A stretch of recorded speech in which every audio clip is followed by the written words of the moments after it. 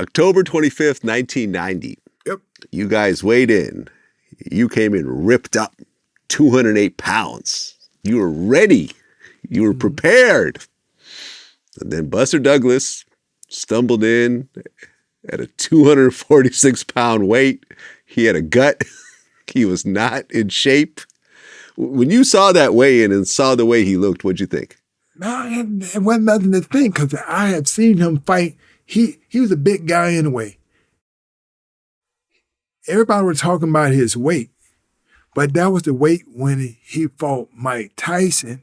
But he was only at that weight because, he felt bad because his mom had just passed and all that. So he had went through a lot of stuff like this, not eating and all this and stuff.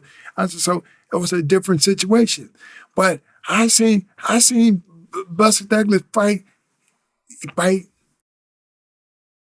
way heavier than that a lot of time, and beat the daylights out of people and knock people out. So you weren't counting him out at all. Wow, no. Well, this was not the greatest fight in the history of boxing.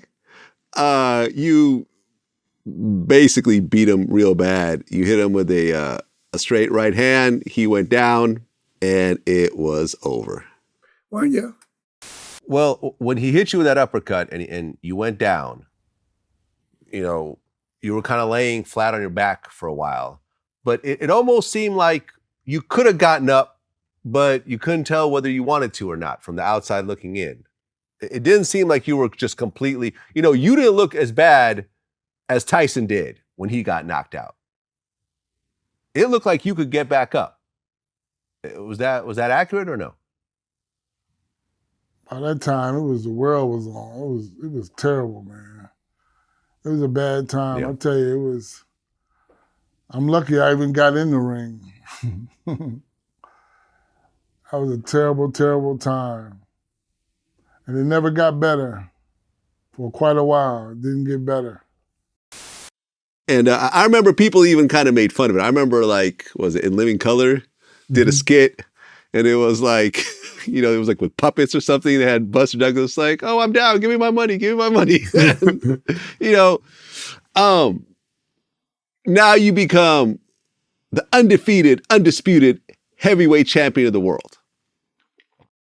And, I talked to Buster Douglas about this because I guess after beating Tyson, Don King sued him and he had to go through all this crazy back and forth, and it was just a big hassle, and he was kind of depressed. But at the end of the day, everyone has control over what they do. But after he lost, he went into a very deep depression. He ballooned up to 400 pounds. He actually became diabetic and then fell into a diabetic coma.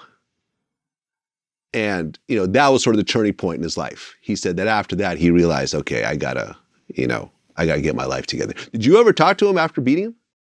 No. Well, we sit beside. We'd be in when they have all the heavyweights and they have us together and all this and stuff.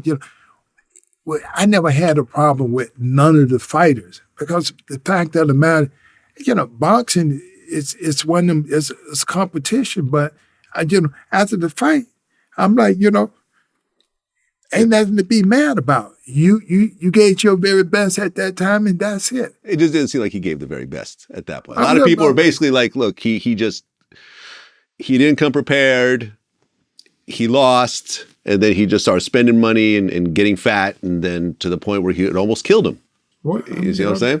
I'm talking about you have your choices. Yes. My whole thing is that, I don't really pick people up or put them down and say, it's just the fact that, you have a choice in life to what you choose to be.